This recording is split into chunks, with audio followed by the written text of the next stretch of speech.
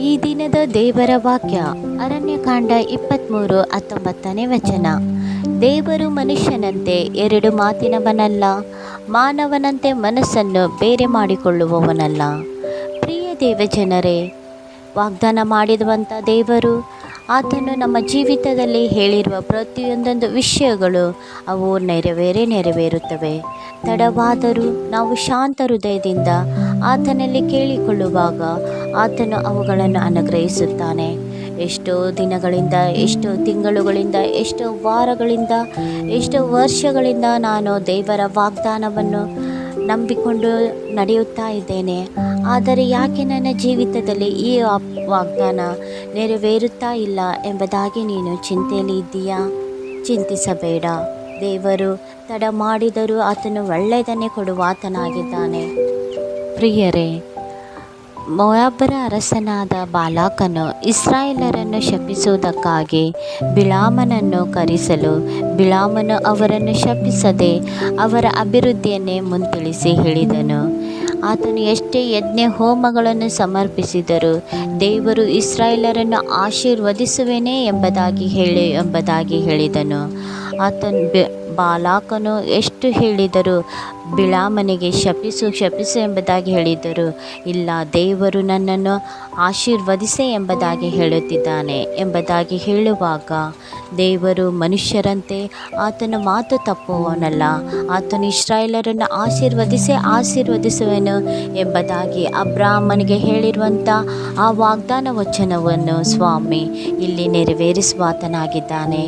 ಬೇರೆಯವರು ನಮ್ಮ ಜೀವಿತದಲ್ಲಿ ಎಷ್ಟೇ ಕೆಟ್ಟದಾಗಬೇಕೆಂಬುದಾಗಿ ಬಯಸಿದರು, ದೇವರು ನಿನ್ನನ್ನು ಆಶೀರ್ವದಿಸಬೇಕೆಂಬುದಾಗಿ ಆತನು ಹೇಳಿರುವಾಗ ಆ ವಾಗ್ದಾನವು ನಮ್ಮ ಜೀವಿತದಲ್ಲಿ ನೆರವೇರುತ್ತದೆ.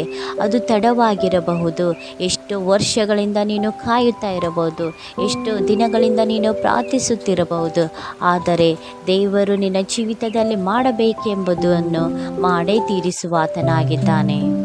ಹನ್ನಳು ಎಷ್ಟೋ ವರ್ಷಗಳಿಂದ ಮಕ್ಕಳಿಗಾಗಿ ಪ್ರಾರ್ಥಿಸಿದಳು.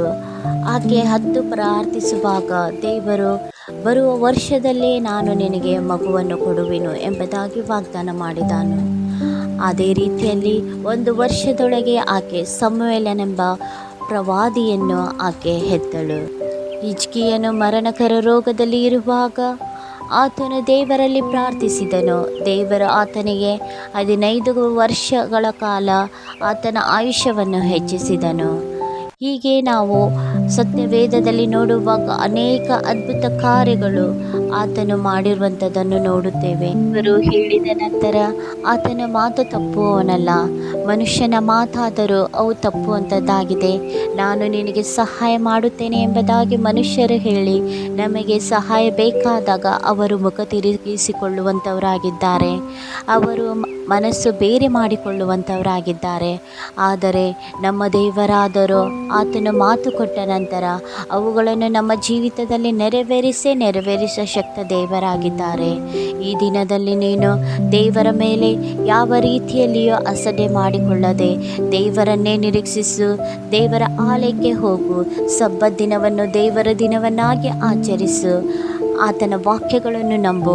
ನಿನ್ನ ಜೀವಿತದಲ್ಲಿ ಅದ್ಭುತಗಳು ಉಂಟಾಗುತ್ತವೆ. ಆತನನ್ನು ನಂಬಿಕೊಂಡು ನೀನು ಜೀವಿಸುವುದಾದರೆ ಅದ್ಭುತಗಳನ್ನು ಕಾಣುತ್ತಿ. ಹಾಗಾದರೆ ಈ ವಾಕ್ಯವನ್ನು ನೀವು ನಂಬುವುದಾದರೆ ನನ್ನೊಟ್ಟಿಗೆ ಹೀಗೆ ಪ್ರಾರ್ಥಿಸ್ರಿ.